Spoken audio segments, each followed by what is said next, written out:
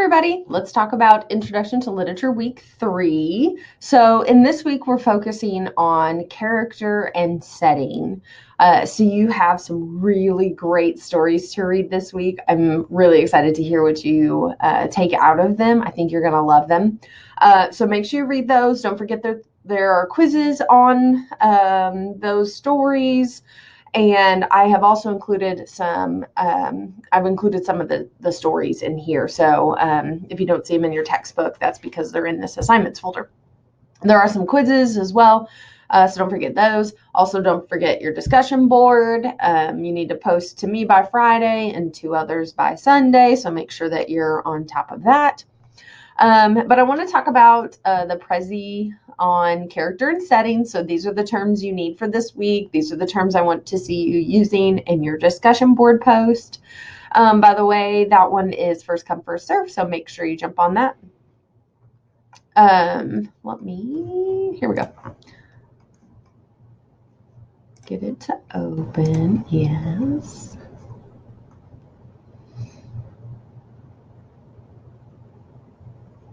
Sorry, it's moving a little bit slow today. Remember that you do have the Prezi also linked for you. So if you want to follow along on the Prezi link, you can do that. Okay, so we talked last time about, what fiction is and what types, and that short stories are a relatively new style of fiction. But the one that we're going to focus on mostly for this class because of time. And we reviewed the plot structure and some of the major fiction terms. So this week we're going to talk about character and setting. So protagonist and antagonist are probably two terms you're familiar with, right? Protagonist is the one we cheer for. We're pro this character. And the antagonist is usually the one who causes something to happen to the protagonist. Okay. And by the way, we don't always have to like the protagonist. That person doesn't always have to be the good guy. Sometimes the protagonist of a story could be the bad guy. For example, if you've watched Minions, you could almost say the protagonist of those movies is Gru, but he's not a good guy, right? But because he's our main character, the one we follow, the one we almost start cheering for, we would call him our protagonist. As far as antagonists, of course, it depends on the show or on which of the Minion movies you're watching. But you could say like Vector would be an antagonist because he works against our character that we're following. So keep that in mind. The protagonist doesn't always have to be the good guy. Okay, a narrator is whoever is telling us the story. So sometimes that could be one of the characters. Sometimes we have a separate narrator. That depends on point of view. Okay, a couple types of narrators to make sure that you understand. The innocent or naive narrator is one who tells us a story, but we as adults understand more than what the character, the narrator tells us because they're young and naive. I think probably one of the best examples of this is To Kill a Mockingbird, right? We follow Scout, and we understand what's happening much more than she understands what's happening. So that's probably one of the best examples. And then unreliable narrator is a narrator we're not sure we can trust. I would say just about every one of Poe's narrators he uses in his stories, we could maybe call unreliable narrators. So we have two types of characters. They can be static or they can be dynamic. So static means that they don't change or they're fixed. Okay. Dynamic, like dynamite, right? It changes states. So they are ever-changing characters. So something about them changes. They don't stay the same from the beginning to the end of the story. And then flat versus round is a flat character is one that just has one trait. Typically, these are supporting characters, not usually our main characters. And then we also have round characters who have many traits, who have deep, complex character structures. We know what they look like and what they want, things like that. Just really developed characters. So the difference between flat and round. An anti-hero is a disappointing hero. So a lot of times this could be the protagonist of the story, who should be the hero of our story, but instead we're just really disappointed in this character. We thought they could be a better person than they really are. All right, stock characters are also stereotype characters.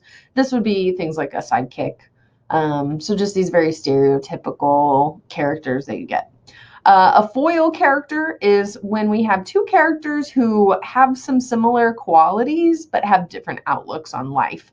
And authors do that to highlight the differences between them. So we see enough that is similar about them that we understand that there's a relationship between them, but something significant is very different about them. And so that difference is highlighted because in many other ways they are the same. Typically, it's that they make some kind of decision that is very different from the other character. Okay, so that would be a foil. Shakespeare loves foil characters, so we'll talk about that some more with drama. And then character motivation is why does a character do what he or she does? Typically, this is psychological motivation. So, what has happened to this person in their life that causes them to behave the way they do? So, character motivation is always a big question. Okay. And then lastly, setting. A lot of times we talk about setting, we talk about place and time. Okay, especially place. Not so, it's where things are happening. But setting is not only where something is happening, it's also when. So time period is important. And even more than that, the weather, heat, drought, pouring rain. Anytime the place, the climate affects the story, we could say it's part of the setting. So, maybe we could say, if you've ever seen the movie Twister, okay, you could almost say weather is a really important part of the setting in that movie. Okay, atmosphere. Setting can contribute to that atmosphere or that mood that you have in a story. So this would be very true of Poe's characters. Poe's stories, he likes to have really weird settings, and those settings affect the atmosphere and then the mood that the reader has because of the settings he chooses. Regionalism is when an author tends to write stories for a particular region. We see this with Flannery O'Connor. She tends to write from the perspective of a Southerner. We see this with Faulkner when he focuses on the South as well, rural South. So you have a lot of characters or a lot of authors who tend to put their characters in very specific places or particular regions, and those regions influence the story. So that's when setting can also happen. Naturalism is realistic writing in which people are the victims of society. So we can almost say society in general can be a setting. It almost becomes a character in the story. So some ideas about setting that you might want to consider. All right. So those are some of the big terms about fiction, plot, character, and setting. So make sure you get those on your key terms sheet and use these terms in your discussion board posts. Have a great week.